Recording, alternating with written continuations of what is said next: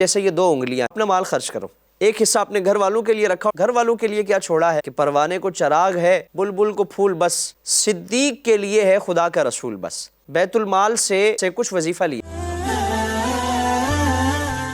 خلیفہ اول بلا فصل سیدنا صدیق اکبر رضی اللہ تبارک و تعالیٰ عنہ کا نام سنتے ہی آپ کے اوصاف و خصائل، آپ کی عادات و اطوار، دین اسلام کے لیے آپ کی قربانیاں، اور امام الانبیاء صلی اللہ تعالیٰ علیہ وآلہ وسلم سے آپ کی جو رفاقت اور سنگت ہے، اور حضور کے لیے اپنی ہر شے قربان کرنے کا جو جذبہ ہے، ان جذبات سے سرشار ایک ہستی ہمارے ذہن میں آتی ہے۔ پوری زندگی آپ صلی اللہ تعالیٰ علیہ وآلہ وسلم کا قرب حاصل رہا، چاہے وہ غار ہو،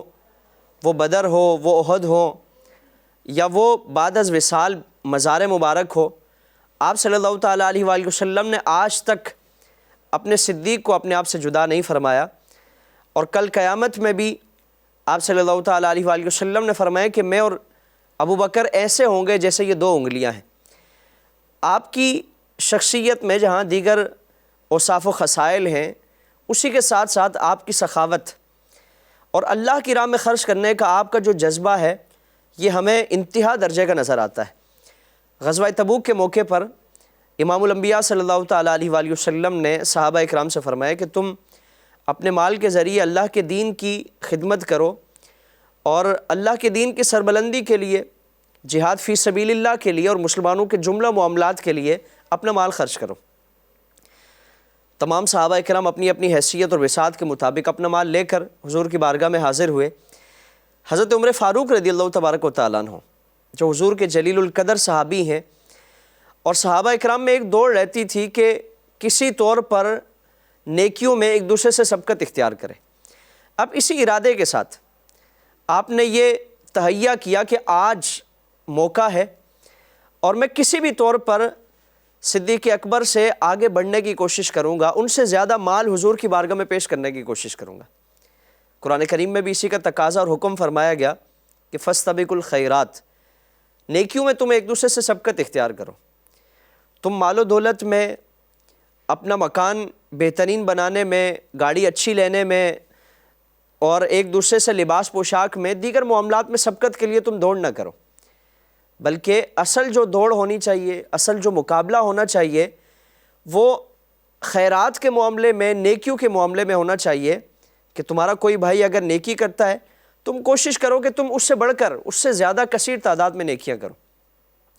حضرت عمر فاروق رضی اللہ تبارک و تعالیٰ عنہ اسی نیک ارادے کے ساتھ، اسی عزم کے ساتھ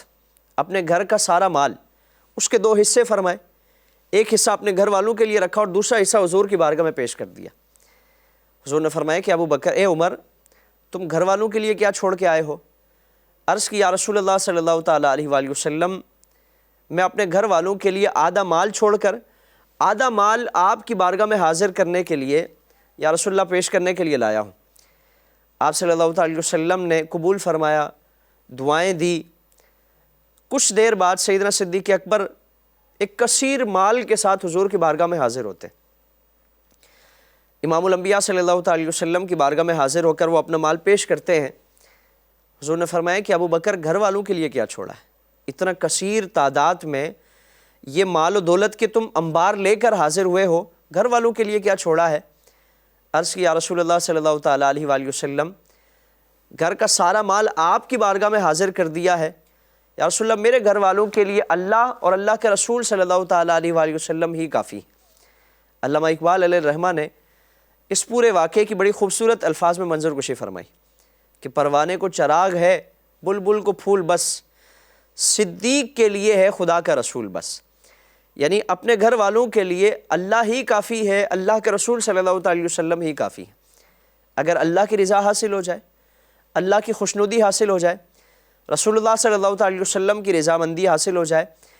اور آپ صلی اللہ علیہ وسلم کا قرب حاصل ہو جائے، تو اس سے بڑھ کر کوئی نعمت نہیں ہے۔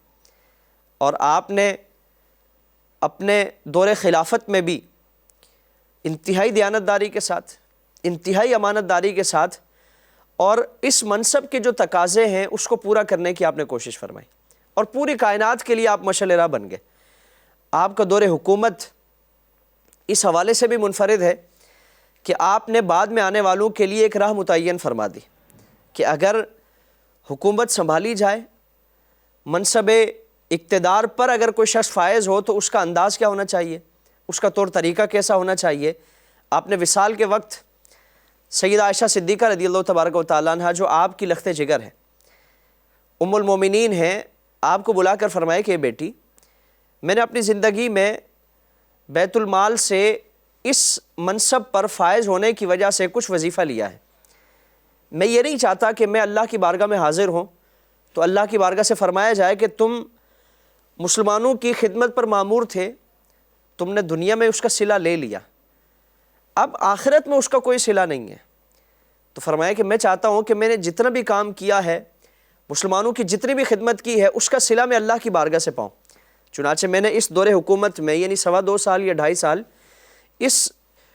منصب پر فائز ہونے کی جو میں نے وظیفہ لیا ہے، جو اجرت لی ہے، یہ میرے جائیداد سے، میرے مال سے اس کو نکال کر بیت المال میں جمع کرا دیا جائے۔ اللہ رب العالمین آپ کے درجات میں بلندیاں فرمائے اور آپ کے نقوش قدم پر چلنے کی توفیق عطا فرمائے، آپ کے اوصاف و خصائل کو اپنانے کی اور پوری زندگی ان پاکیزہ نسبتوں کے سائے میں بسر کرنے کی توفیق عطا فرمائے۔